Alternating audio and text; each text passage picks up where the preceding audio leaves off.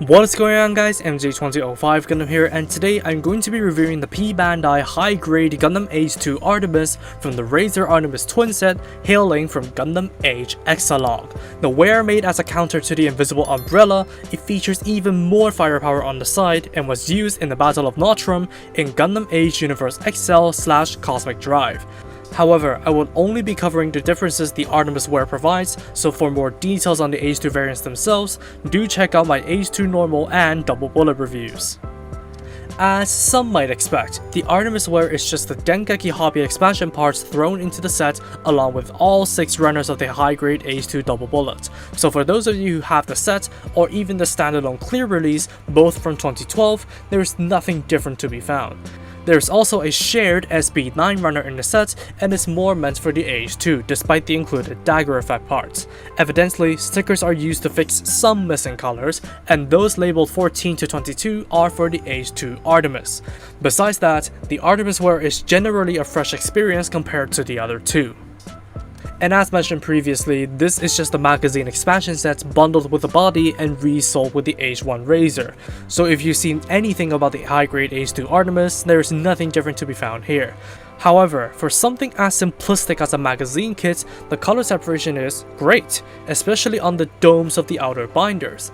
Gray stickers are used on the vents of the cannons and the strips of the inner binder of the Artimes wear, but the former does cover up some elaborate venting detail, and there is a lot to paint even after the sticker use, so it's just better to fully opt for paint.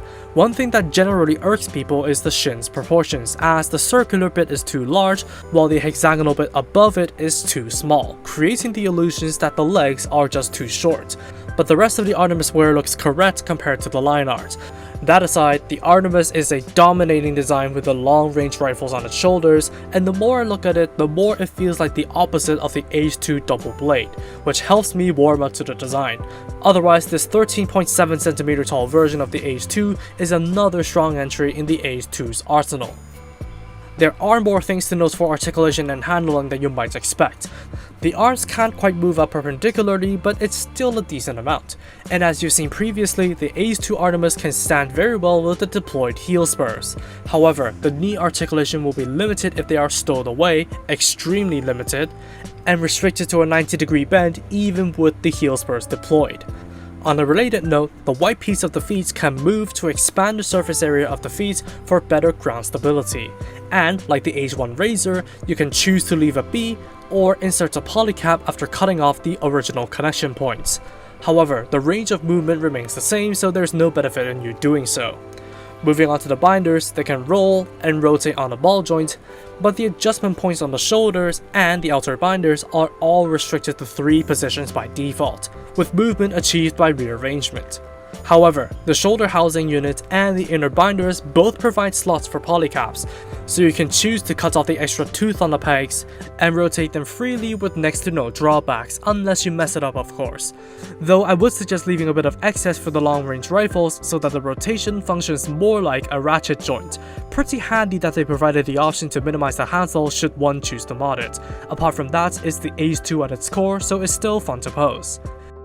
For accessories, you get the same set of hands as the double bullet, and the life-saving action base for storage of the hands, the cross plug, and the transformation block.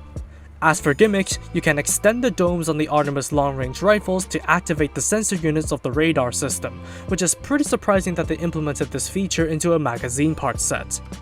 Moving on to the weapons, and apart from the giant Artimes long-range rifles and the beam machine guns that they attach to, the beam sabers are just the same as the H2 and provides the standard functionality with the SB9 beams. Besides that, the beams can also be used on the Artimes beam saber/beam gun, which plugs onto the arm guards like the H2 normal's shield. A pretty good idea for a multi-purpose weapon. However, the connection of the beam gun gets looser over time, so I would recommend tightening it. Moreover, the set also includes the twin dots cannons from the H2 double bullet as optional ranged weapons. They can also be stored on the beam machine guns with the handle with relative ease and stability, though it looks a bit ridiculous in mobile suit mode, for me at least. Finally, the Artimes can transform into the glider mode via a similar process as the double bullet, difference this time being the need to swivel and adjust the cannons, and to flip out the peg inside the beam gun, before repositioning the blue piece and plugging onto the chest for use as a nose cone. This form, especially with the sensors extended, screams reconnaissance and floating unit to me. But I'm not as big of a fan of this form as much as the normal or Dark Hound's alt mode, as it doesn't really look like a fighter to me. But that is just me, as it is still good looking and sensible in design, unlike that of the double bullet or the godforsaken double blade. Surprisingly, Bandai is generous enough to leave over all the parts needed to make the double bullet wear. You would need to supply a few polycasts from your stash of leftovers if you use the ones from this kit on the Artemis, but it's definitely possible to build the double bullet wear if you're not a fan of the Artemis wear. There is also the mock polycaps used on the Age-2 Normal's wings left over if you need them. To sum up, the high-grade Gundam Age-2 Artimes is a suit yourself. It keeps with the Razor wear for being a reassuring expansion for the Age-2 in terms of both features and as a vector for painting practice, not to mention that it provides a ton of weapons and ways to modify the kit for smoother playability. However, you would need to keep an eye out for the Artemis beam gun, as it just doesn't like to stay on, and just like the H1 Razor, you cannot get one without the other, so it is a hard sell for anybody who is only interested in one particular form.